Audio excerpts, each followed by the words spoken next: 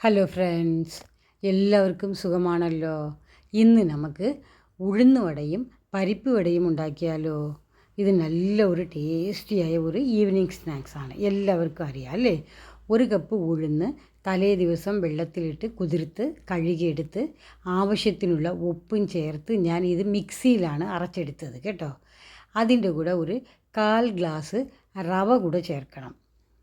ഇതിലേക്ക് കരിവേപ്പില, ഉള്ളി, പച്ചമുളക്, ഇഞ്ചി എല്ലാം കൂടെ ചേർത്ത് നന്നായിട്ട് നമ്മൾ കൈ കൊണ്ട് ഈ മാവിനെ നമുക്ക് നന്നായിട്ട് മിക്സ് ചെയ്തെടുക്കണം. ഇതിൽ 1/4 ടീസ്പൂൺ ജീരകം കൂടെ ചേർക്കണം. നല്ല ജീരകമാണ് ചേർക്കേണ്ടത്. 1/4 ടീസ്പൂൺ കുരുമുളക് കൂടെ ചേർത്ത് നന്നായിട്ട് മാവ് നമുക്ക് കുഴച്ചെടുക്കണം.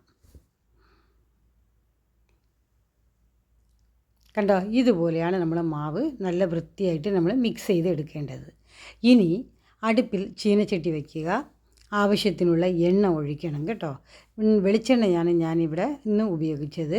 അതിലേക്ക് ഈ വടയുടെ മാവ്, ഉഴുന്ന് വടയുടെ മാവ് നമുക്ക് തട്ടിയിട്ട് നമുക്ക് 2 വശവും കൂടെ തിരിച്ചും മറിച്ചിട്ടിട്ട് ഒരു മീഡിയം ഫ്ലെയിമിലാണ് വയ്ക്കേണ്ടത് കേട്ടോ. അല്ലെങ്കിൽ പെട്ടെന്ന് പുറം കരിഞ്ഞു പോവും, അകമാണെങ്കിൽ വേഗത്തില്ല. അതുകൊണ്ടാണ് ഒരു മീഡിയം ഫ്ലെയിമിൽ വെച്ച് നമുക്ക് വട നമുക്ക് നന്നായിട്ട് പൊരിച്ചെടുക്കേണ്ടത്.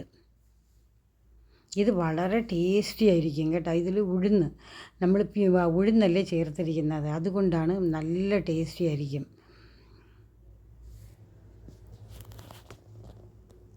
ഇത് നമ്മുടെ പാരമ്പര്യമായിട്ട് നമ്മൾ ഉണ്ടാക്കുന്ന ഒരു പലഹാരമാണ് അല്ലേ. ഇത് ഉഴുന്നുവട ഉണ്ടാക്കാൻ അറിഞ്ഞിടാത്തവർ ആരുമില്ല.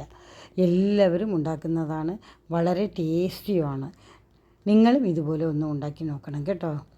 ഇത് കുട്ടികൾക്കും മുതിർന്നവർക്കും എല്ലാവർക്കും ഇഷ്ടപ്പെടുന്ന ഒരു ഈവനിങ് സ്നാക്സാണ്. അതുമാത്രമല്ല ഹെൽത്തിയുമാണ്. ഇനി നമുക്ക് പരിപ്പ് വട ഉണ്ടാക്കിയാലോ.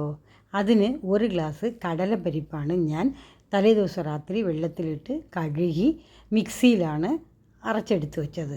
ആവശ്യത്തിനുള്ള ഉപ്പ് ചേർത്ത് അരച്ചെടുത്ത് വെച്ചു.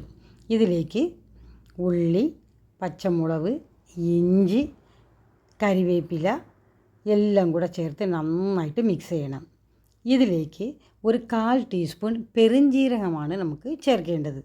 നേരത്തെ നമ്മൾ ഉഴുന്ന് വടയ്ക്ക് നല്ല ജീരകമാണ് ചേർത്തത്. പരിപ്പ് വടയ്ക്ക് നമ്മൾ പെരുംജീരകമാണ് ചേർക്കേണ്ടത്.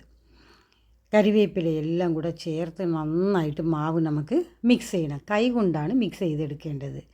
ഇനി നമുക്ക് ചീനച്ചട്ടിയിൽ എണ്ണ ഒഴിച്ചിട്ട് ഈ പരിപ്പ് വട നമുക്ക് നന്നായിട്ട് 2 വശവും നമുക്ക് തിരിച്ചും മറിച്ചിട്ട് ഉണ്ടാക്കിയെടുക്കണം. വളരെ ടേസ്റ്റിയാണ് കേട്ടോ.